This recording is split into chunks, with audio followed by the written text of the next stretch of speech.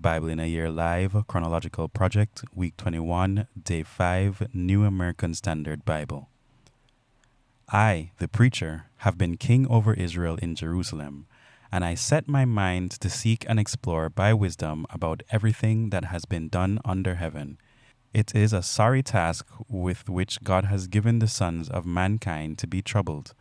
I have seen all the works which have been done under the sun, and behold, all is futility, and striving after wind. What is crooked cannot be straightened, and what is lacking cannot be counted. I said to myself, Behold, I have magnified and increased wisdom more than all who were over Jerusalem before me, and my mind has observed a wealth of wisdom and knowledge.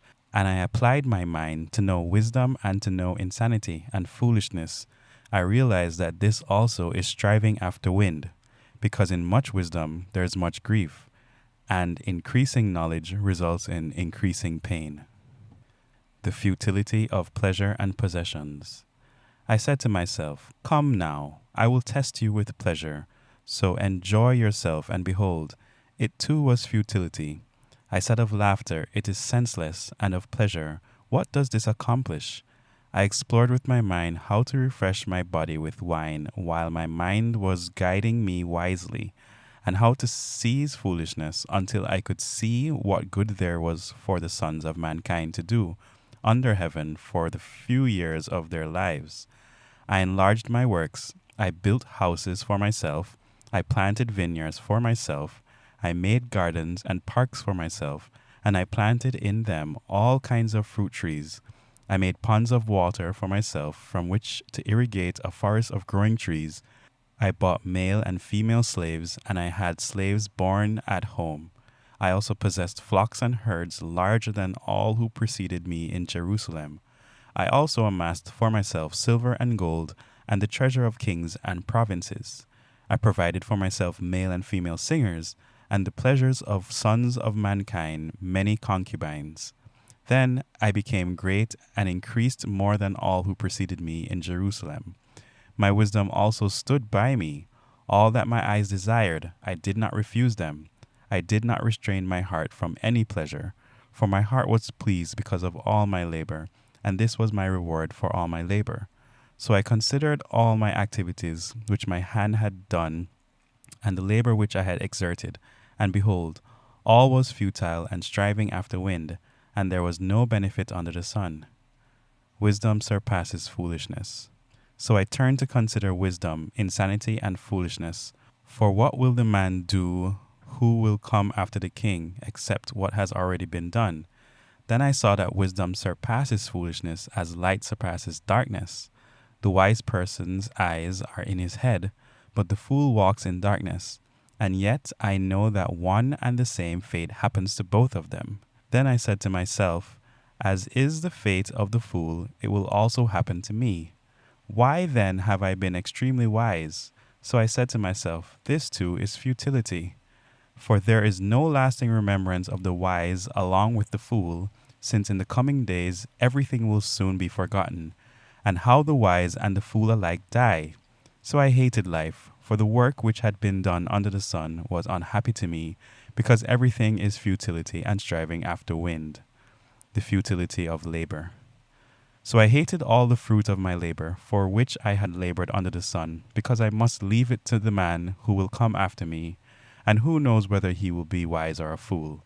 Yet he will have control over all the fruit of my labor, for which I have labored by acting wisely under the sun.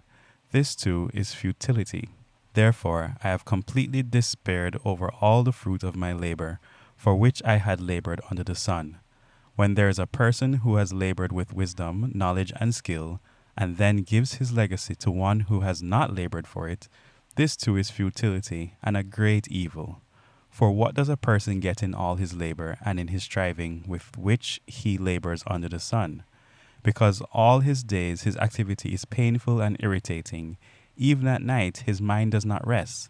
This too is futility. There is nothing better for a person than to eat and drink and show himself some good in his troubles. This too I have seen, that is from the hand of God. For who can eat, who can have enjoyment without him? For to a person who is good in his sight, he has given wisdom and knowledge and joy, while the sinner he has given the task of gathering and collecting so that he may give to one who is good in God's sight. This too is futility and striving after wind. A time for everything. There is an appointed time for everything, and there is a time for every matter under heaven. A time to give birth and a time to die. A time to plant and a time to uproot what is planted. A time to kill and a time to heal. A time to tear down and a time to build up. A time to weep and a time to laugh. A time to mourn and a time to dance. A time to throw stones and a time to gather stones. A time to embrace and a time to shun embracing. A time to search and a time to give up as lost. A time to keep and a time to throw away. A time to tear apart and a time to sew together. A time to be silent and a time to speak. A time to love and a time to hate. A time for war and a time for peace. What benefit is there for the worker from that in which he labors? I have seen the task which God has given the sons of mankind with which to occupy themselves. God set eternity in the heart of mankind. He has made everything appropriate in its time. He has also set eternity in their hearts, without the possibility that mankind will find out the work which God has done from the beginning even to the end. I know that there is nothing better for them than to rejoice and to do good in one's lifetime. Moreover, that every person who eats and drinks sees good in all his labor. This is the gift of God. I know that everything God does will remain forever. There's nothing to add to it, and there's nothing to take from it. And God has so worked that people will fear him. That which is what has already been, and that which will be has already been, and God seeks what has passed by. Furthermore, I have seen under the sun that in the place of justice there is wickedness, and in the place of righteousness there is wickedness. I said to myself, God will judge the righteous and the wicked, for a time for every matter and for every deed is there. I said to myself regarding the sons of mankind, God is testing them in order for them to see that they are, as animals, they too themselves. For the fate of the sons of mankind and the fate of animals is the same. As one dies, so dies the other. Indeed, they all have the same breath, and there is no advantage for mankind over animals, for all is futility. All go to the same place. All came from dust, and all return to the dust. Who knows that the spirit of the sons of mankind ascends upward, and the spirit of the animal descends downward to the earth? I have seen that nothing is better than when a person is happy in his activities, for that is his lot. For who will bring him to see what will occur after him? The evils of oppression.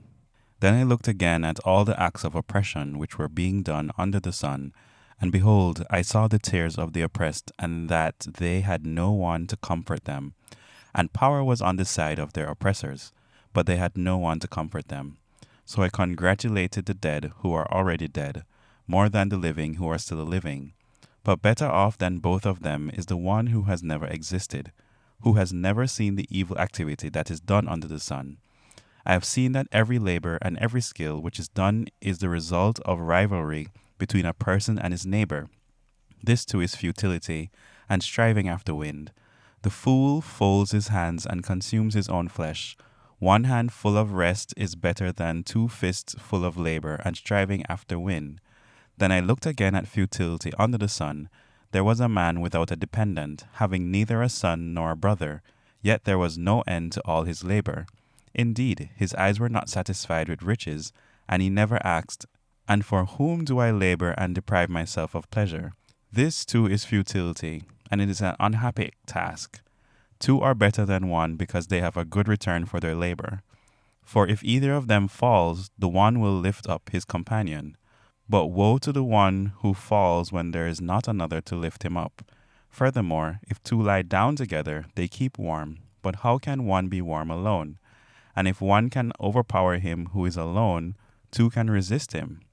A cord of 3 strands is not quickly torn apart. A poor yet wise youth is better than an old and foolish king who no longer knows how to receive instruction.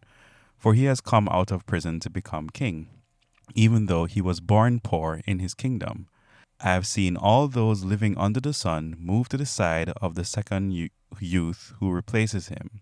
There is no end to all the people, to all who were before them.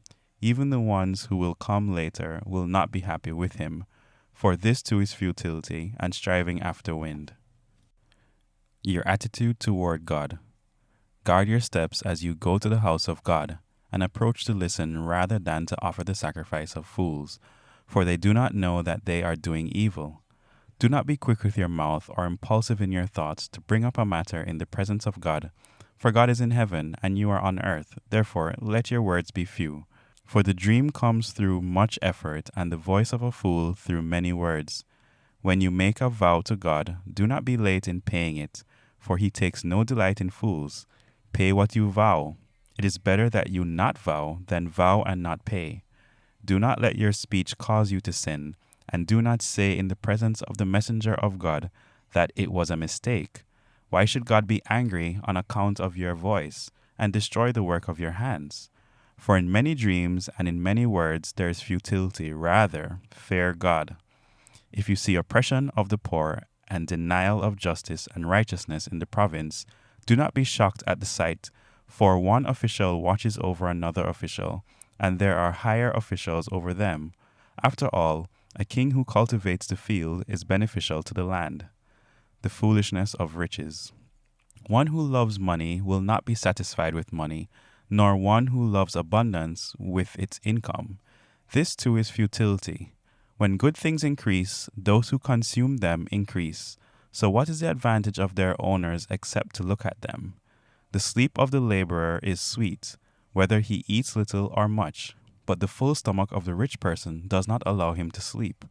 There is a sickening evil which I have seen under the sun, wealth being hoarded by its owner to his detriment.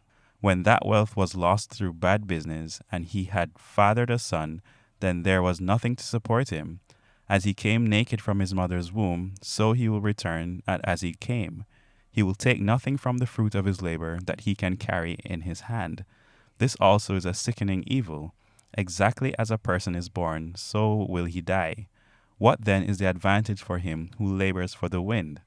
All his life he also eats in darkness with great irritation, sickness, and anger. Here is what I have seen to be good and fitting: to eat, to drink, and enjoy oneself in all one's labor, in which he labors under the sun during the few years of his life which God has given him, for this is his reward. Furthermore, as for every person to whom God has given riches and wealth, he has also given him the opportunity to enjoy them, to receive his reward, and rejoice in his labor. This is the gift of God, for he will not often call to mind the years of his life, because God keeps him busy with the joy of his heart. The futility of life. There is an evil which I have seen under the sun, and it is widespread among mankind. A person to whom God has given riches, wealth, and honor, so that his soul lacks nothing of all that he desires. Yet God has not given him the opportunity to enjoy these things, but a foreigner enjoys them. This is futility and a severe affliction. If a man fathers 100 children and lives many years, however many they may be, but his soul is not satisfied with good things, and he does not even have a proper burial, then I say, better the miscarriage than he. For a miscarriage comes in futility and goes in darkness, and its name is covered in darkness. It has not even seen the sun, nor does it know it. Yet it is better off than that man. Even if the man lives 1,000 years twice, but does not see good things, do not all go to one and the same place? All a person's labor is for his mouth, and yet his appetite is not satisfied. For what advantage does the wise person have over the fool? What does the poor person have knowing how to walk before the living? What the eyes see is better than what the soul desires. This too is futility and striving after wind.